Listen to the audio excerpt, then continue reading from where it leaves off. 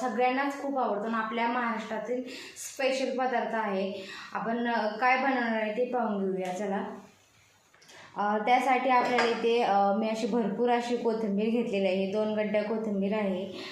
तसेच थोडेसे तीळ घेतलेले आहेत, थोडेसे गव्हाचं पीठ आहे मोठी वाटी, अर्धी वाटी बेसन पीठ घेतले आणि अर्धी वाटी ज्वारीचं पीठ घेतलेलं आहे। 1 वाटीला थोडं कमी आहे आणि जिरे, लसूण आणि हिरवी मिरची याची पेस्ट करून घेतलेली आहे। आता आपण याला मळून घेऊया। कोथिंबीर स्वच्छ धुवून घेऊन त्याला चिरून घेऊया।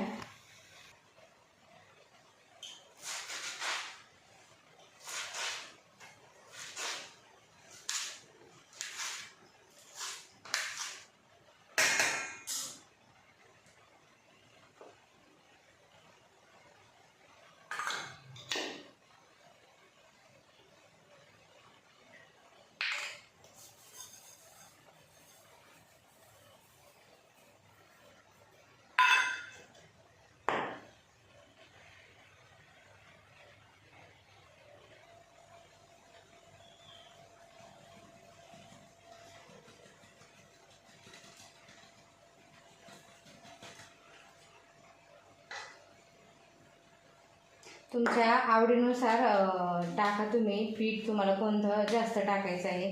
बेसन पीठ थोडं कमीच टाका जेणेकरून ती चिकट होत नाही।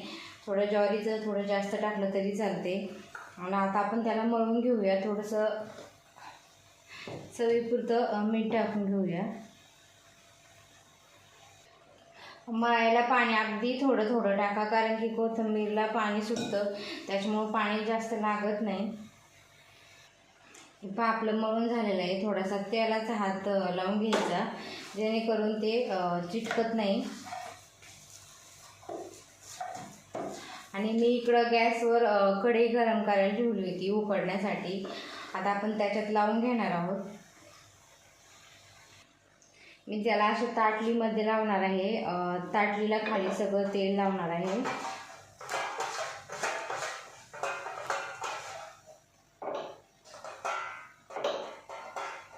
तुमच्याकडे जर केकचं भांडं असेल तर त्यामध्ये लावलं तरी चालेल। आणि आपण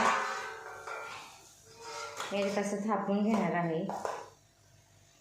हे पण मी असं ताटलीत पूर्ण लावून घेतलेलं आहे। आणि आता मी गॅसवर याला उकडायला ठेवणार आहे। एक अर्धा तास उकडून द्यायचं आणि त्यावर असं झाकण ठेवून एक अर्धा तास होऊन द्या। आपली छान अशी वडी माझी तळून शिजून झालेली आहे। आता आपण याची वड्या करून घेणार आहोत।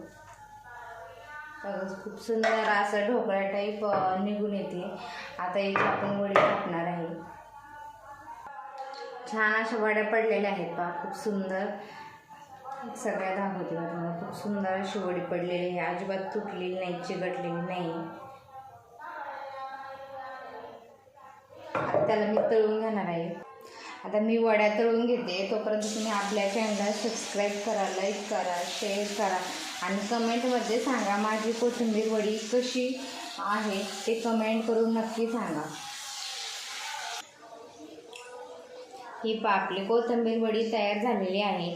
पटकन आपल्या चॅनलला सबस्क्राईब करा, लाईक करा, शेअर करा आणि कमेंट नक्की करा। थँक्यू।